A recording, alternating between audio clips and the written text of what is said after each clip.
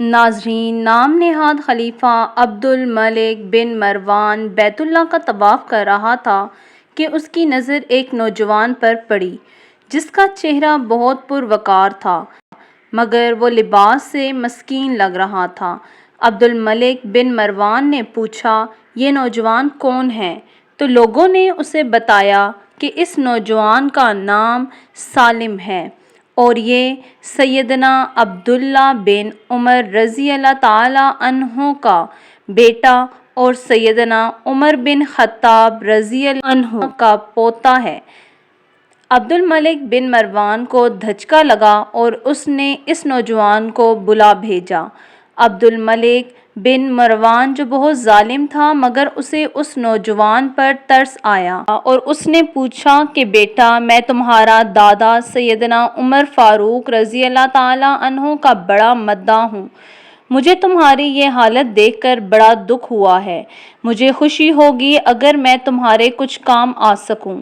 تم اپنی ضروریات مجھے بیان کرو، جو مانگو گے تمہیں دیا جائے گا۔ نوجوان نے جواب دیا، اے مسند خلافت پر قبضہ کرنے والے، میں اس وقت اللہ کے گھر بیت اللہ میں ہوں اور مجھے شرم آتی ہے کہ میں اللہ کے گھر میں بیٹھ کر کسی سے اور کچھ مانگوں۔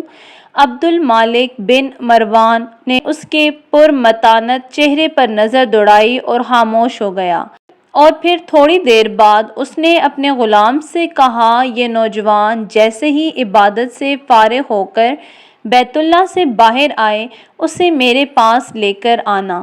سالم بن عبداللہ بن عمر جیسے ہی فارغ ہو کر حرم کعبہ سے باہر نکلے تو غلام نے ان سے کہا کہ آپ کو امیر المومنین نے یاد کیا ہے۔ سالم بن عبد الملک بن مروان کے پاس پہنچے تو عبد الملک بن مروان نے کہا، اے نوجوان، اب تو تم بیت اللہ میں نہیں ہو، اب مجھے اپنی حاجات بیان کرو، میرا دل چاہتا ہے کہ میں تمہاری مدد کروں۔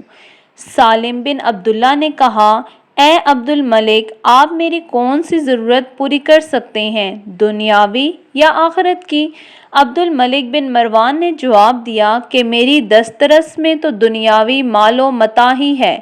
سالم بن عبداللہ نے جواب دیا کہ دنیا تو میں نے کبھی اللہ سے بھی نہیں مانگی، جو اس دنیا کا مالک کل ہے، تم سے کیا مانگوں گا؟ میری ضرورت اور پریشانی تو صرف آخرت کے حوالے سے ہے۔ اگر اس سلسلے میں تم میری کچھ مدد کر سکتے ہو تو میں بیان کرتا ہوں۔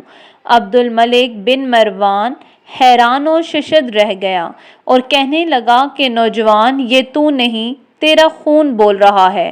عبد الملک بن مروان کو حیران اور ششدر چھوڑ کر سالم بن عبداللہ رحمۃ اللہ علیہ وہاں سے نکلے اور حرم سے ملحقہ گلی میں داخل ہوئے اور نظروں سے اوجھل ہو گئے۔ یوں ایک نوجوان حاکم وقت کو آخرت کی تیاری کا بہت اچھا سبق دے گیا۔ ناظرین، حقیقی کامیابی تو آخرت کی کامیابی ہے۔ اگر دنیا میں ہمیں پریشانیوں کا سامنا ہے اور ہمارے پاس دولت کی کمی ہے اور ہمارا اچھا گھر نہیں ہے تو یہ کوئی پریشانی کی بات نہیں۔